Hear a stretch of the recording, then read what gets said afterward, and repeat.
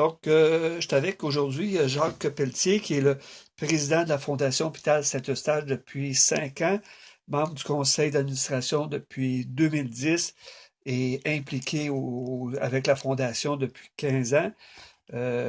Il a aussi été longtemps là, associé là, à la Banque nationale. Donc, bonjour Monsieur Pelletier, ça va bien? Oui, ça va très bien. Bonjour, M. Bilodeau. Merci de me donner l'opportunité de vous parler quelques minutes de la Fondation. Parfait, ça fait grand plaisir. Comment ça va personnellement de votre côté? Ça va comme vous voulez? Personnellement, ça va bien. La Fondation aussi, ça va bien. Oui, Dans le contexte actuel de la pandémie, on a réussi l'année dernière vraiment, là, le mot a été surutilisé, là, mais à se réinventer. Puis, je pense que c'est ce qu'on a fait l'année dernière. OK. Et qu'est-ce qui a été, avant de commencer à se réinventer, il a fallu absorber le choc, là, si je peux m'exprimer ainsi. Ça a été quoi les premières réflexions là, quand la pandémie est arrivée? Est-ce qu'on a vu comme la fin du monde nous tomber sous la tête? Ouais, ben nous, ça nous a doublement frappé parce que pour nous, l'année 2020, c'était notre 30e anniversaire. Alors, on avait prévu fin 2019 et début 2020 un tas d'activités pour ramasser des fonds, évidemment, et aussi là, rendre hommage aux anciens fondateurs de la Fondation, puis profiter justement de ce 30e anniversaire-là pour créer de nouvelles relations avec d'autres donateurs. Alors, quand on a appris la nouvelle que tout était arrêté, ça nous a découragés, là, comme tout le monde, je pense, s'en aller en télétravail, etc. Toutes nos activités sont basées sur la relation, sur les rencontres avec les gens, des soupers, des tournois de golf, des choses comme ça. Donc, on voyait tout ça s'écrouler. Alors, ça nous a pris là, quelques semaines à se remettre de ça, puis à se retrousser les manches, puis à recommencer là, à réinventer justement là, de nouvelles activités, nouvelles sources de fonds. On voulait toujours garder notre objectif de donner là, bon an, mal an, environ 500 000 à l'hôpital, d'investir dans des équipements, etc. Toujours un 500 000 Alors, on a travaillé fort. On a travaillé fort. OK. Qu'est-ce que vous avez, dû annuler, là? Qu'est-ce qui était vraiment les grosses activités que... Ouais, nos grosses activités, c'était le golf. Le golf, nous sommes à la Fondation chanceux de pouvoir le réaliser. C'est un des tournois de golf qui fonctionne le mieux dans la région. On ramasse à chaque année entre 80 à 100 000 net de dépenses. Puis, fait que ça fallait l'annuler. Les soupers, nos soupers bénéfices, le souper d'arrêt-mère, le souper qu'on fait au pied de cochon à chaque année. Il y avait aussi des activités qui étaient réalisées par nos partenaires. Je pense à Jean-François Legault qui organisait un souper de 8. C'était terminé, donc vous pouvez compter sur ça. Et on avait prévu pour l'été un festival santé-famille, quelque chose qui aurait été échelonné sur un week-end. Et là, c'était vraiment une activité abordable, destinée à la famille, à l'extérieur, etc. Mais ça consistait en un rassemblement encore. Donc ça aussi, ça tombait à ce moment-là. Et on avait 30 activités à organiser, en cours d'organisation, par des tiers. Donc ça, c'est quelqu'un qui dit, moi, je vais faire un souper spaghetti au bénéfice de la Fondation. Je vais organiser un tournoi de bowling au bénéfice de la Fondation. On avait un tournoi de pêche qui devait se tenir sur le lac des Deux-Montagnes. C'est toutes des activités là, qui ont été annulées du jour au lendemain. OK. Puis, ces activités-là organisées par des tiers, ça peut représenter combien d'argent pour la Fondation comme entrée d'argent?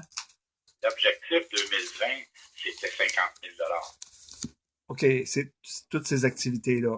Oui, c'est ça. Puis vos activités phares, 450 000. À peu près, oui, c'est ça. Mais il y a une chose dont on n'a pas parlé encore, puis c'est probablement la chose la plus importante, c'est les dons de la communauté. OK. Alors, ça a été notre sauveur pour l'année 2020. les gens ont été tellement généreux, c'est incroyable, là, que ce soit au niveau de la sollicitation postale, la sollicitation téléphonique. C'est quand même là, un 300 000 qui a été ramassé en 2020, alors que les années antérieures, là, c'était autour de 200 000. Donc, mais je ne sais pas, les gens, ils ont, puis ça, je veux les remercier. Les gens, on a parlé de la santé tout le long de l'année 2020, de la COVID, des anges gardiens, etc., etc. La réceptivité des gens, lorsqu'on appelait, lorsqu'ils recevaient de la correspondance, est extraordinaire. C'est vraiment là, ce qui a été un tournant majeur là, pour la réussite de notre année. OK. Puis parmi, ben, c'est quand même encourageant de voir que les gens personnellement s'impliquent là, de cette façon-là, pas seulement en, en ayant, je dirais entre guillemets, un bonbon parce qu'ils participent à un souper, parce qu'ils participent à un tournoi de golf, puis ça c'est un plus là, mais qu'ils le fassent d'eux autres mêmes, c'est quand même Ouais, encourageant là pour le. C'est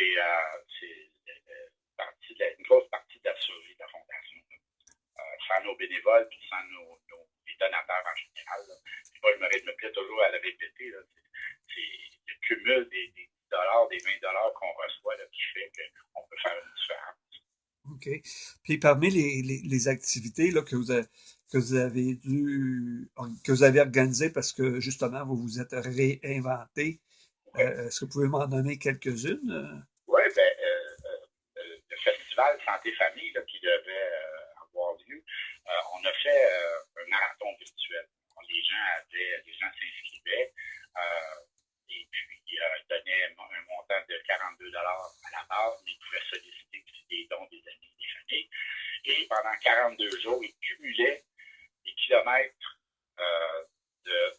d'exercice, que ce soit de la marche, du vélo, etc. Et le but était d'atteindre les 42 kilomètres la distance d'un marathon. Alors, OK. ça nous a permis de ramasser 30 000 Alors, on a aussi organisé, en fait, donc, je vais me reprendre, mais c'est la famille d'amoureux, les propriétaires des GA de la région, qui nous ont permis pendant un week-end de ramasser des contenants d'inconsignés, des contenants, etc.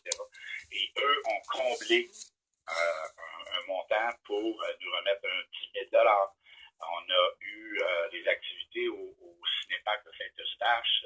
Ce soir, on charle 2 soirées bénéfices pour c'était des humoristes qui donnaient des spectacles.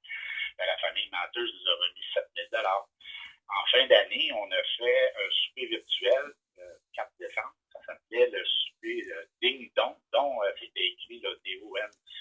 Oui, oui, on a parlé dans nos journaux, oui. C'est ça, vous en avez parlé. Alors, ça aussi, ça nous a permis de ramasser 30 000 Donc, c'est ces activités-là qu'on a réussi à tenir malgré la COVID. Et tout ça combiné avec la sollicitation postale, la sollicitation téléphonique, fait en sorte qu'on est capable, là, on s'est engagé à acheter durant l'année 2021 40 000 400 000 400 000 d'équipement pour l'hôpital.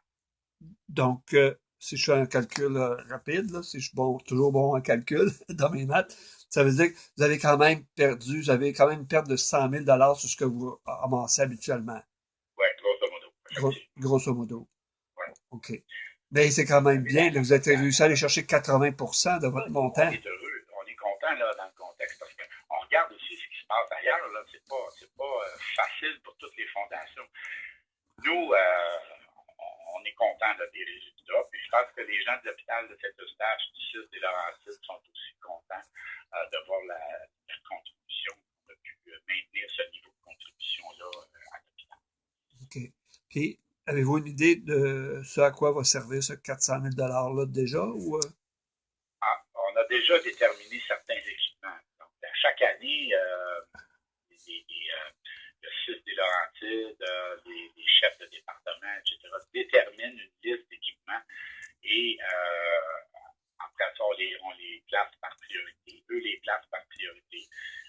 Et nous allons choisir à l'intérieur de cet équipement-là. Donc, il y a des choses pour le département de cancérologie, il y a des choses pour en chirurgie, toujours en soins pour les reconnaissance. Donc, cette année, là, 2020, la majorité des départements vont en recevoir, mais il y a aussi un volet là, qui est des dons dédiés. Donc, si on a un monsieur qui a décidé de nous donner un montant d'argent X pour un appareil X, ben, ça va aller à cet appareil-là. à cet appareil-là.